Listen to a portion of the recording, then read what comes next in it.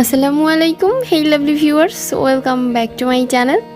আজকে খুব সিম্পল একটা রেসিপি, কিন্তু অনেকটাই আনকমন। কারণ আমরা অনেকেই এই ডেজার্টটা আমার মনে হয় যে জানি না, কিন্তু কেউ কেউ জানতেও পারেন। তবে আমার পদ্ধতিতে আমি শেয়ার করেছি। হ্যাঁ, এটা হচ্ছে আজকে আমি তৈরি করব পাউরুটি দিয়েই একটি কুলফি বা পাউরুটির একটি ডেজার্ট। যে ব্রেডটা আমাদের বাসায় সবসময় আমরা খেয়ে থাকি সেটা দিয়েই করে দেখাবো।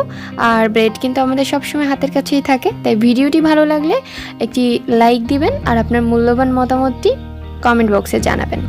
চলুন শুরু করছি। প্রথমে আমি এখানে অল টাইমের যে ব্রেডগুলো আছে ওটা নিয়ে নিয়েছি।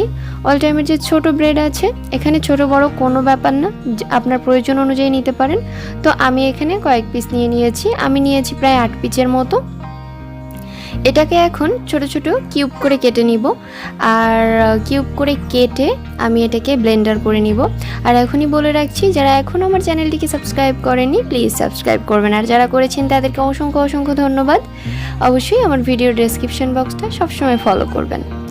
তো এখন এখানে একটা ব্লেন্ডারে জার নিয়ে নিয়েছি, আর জারের মধ্যে সেই কিউব করে কেটে রাখা যে পাউরুটিগুলো ওগুলো দিয়ে দিচ্ছি, আর কিছুক্ষণের জন্য একটু ব্লেন্ড করে নিব। জাস্ট কয়েক সেকেন্ড ব্লেন্ড করলেই এরকম ছোট্ট ছোট্ট মানে দানাদার যে পাউরুটিগুলো এগুলোই হয়ে যাবে ব্রেড ক্রাম্বের মতো। তো চলুন এরপরে বাকি প্রসেসে চলে যাই। এখানে আমি আগে থেকে চুলাতে প্রায় 1 লিটার থেকে একটু কম দুধ বসিয়ে রেখেছিলাম। আসলে এটা আমি কোনো পরিমাপ বলছি না, কারণ যার যার পছন্দ মতো যে যতটুকু খাবেন ততটুকু করে নেবেন। তো এরপরে আমি এখানে চিনি শিরা অ্যাড করে দিচ্ছি। আপনারা চাইলে এখানে আস্ত চিনিটাও দিতে পারেন, কোনো সমস্যা নেই। তো চিনি শিরা দেওয়ার পরে আমার ফুলফিল 1 লিটার দুধ হয়েছে এখানে।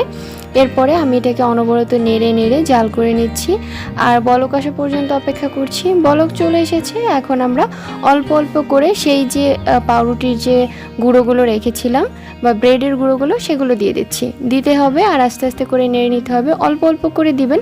একবারে ঢেলে দিলে কিন্তু লাম্পস ক্রিয়েট করতে পারে। আমি যেভাবে অল্প অল্প করে দিচ্ছি আর নাড়াচ্ছি এভাবে দিবেন।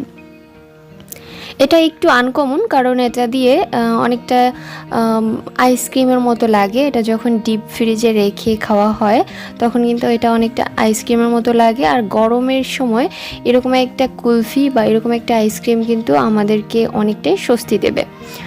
তো আর আনকমন একটি খাবারও হবে, তো এই জন্য আমি বাসায় এটাকে বানিয়ে নিলাম খুব সহজেই। তো এটাকে যখনই আমরা অ্যাড করে দিব দুধের সাথে, তখন কিন্তু এটা খুব তাড়াতাড়ি ঘন হতে শুরু করবে। আর যখন দেখবেন যে এটা অনেকটাই ঘন হয়ে গিয়েছে, থিকনেসটা আস্তে আস্তে বেড়ে যাচ্ছে, তখন আপনি নিজ থেকে বুঝতে পারবেন যে কখন চুলাটা অফ করে নিতে হবে। তো আমি একটু বারবার দেখিয়ে দিচ্ছি যেটা এরকম হয়েছে। এখন আমি আরেকটু সময় জাল করে নিব, প্রায় আরও 2-3 মিনিটের মতো। আর পাউরুটির গুঁড়োটা অ্যাড করার পরে প্রায় 5 মিনিট রান্না করতে হয়, আর 5 মিনিট রান্না করার পরেই কিন্তু এরকম একটা থিকনেস চলে আসে। তো দেখেই বুঝতে পারছেন এখন অনেকটা ঘন, তাই আমি চুলাটা অফ করে দিচ্ছি। চলে যাচ্ছি বাকি প্রসেসে। এখানে এরকম একটা 4 কোণা বক্স নিয়ে নিয়েছি, আপনারা চাইলে কাচের বাটি নিতে পারেন বা আপনাদের পছন্দ মতো যে কোনো মোল্ড। তো এরপরে এখানে আমি এটাকে ঢেলে দিলাম, আর ঢেলে দেওয়ার পরে এটাকে রুম টেম্পারেচারে এনে আমি এটাকে ওভারনাইট ফ্রিজে রাখবো, বা 6 থেকে 7 ঘন্টার ফ্রিজিং করে নিব। ফিরছি 6-7 ঘন্টা পরে বা 7-8 ঘন্টা পরে।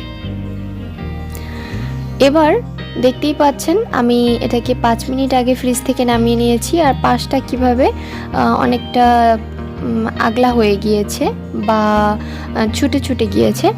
তো যা হোক, আমি এটাকে একটু পিচ করে নিচ্ছি, আর পিচ করে নেওয়ার পরে আমি এটাকে মোল্ড আউট করে নিয়েছি।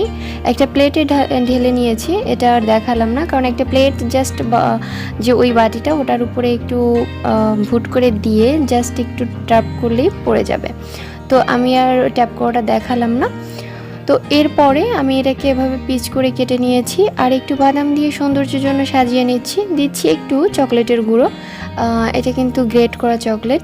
তো চকলেটটা দিলে হয় যে আর একটু স্বাদ বেড়ে যায়। তো এটাকে যে কোনোভাবে সাজিয়ে খেতে পারেন। তো আজ এ পর্যন্তই, সবাই ভালো থাকবেন, আর গরমে কিন্তু এই ডেজার্টটা অবশ্যই ট্রাই করবেন। আমার ছেলের জন্য দোয়া করবেন। আল্লাহ হাফিজ।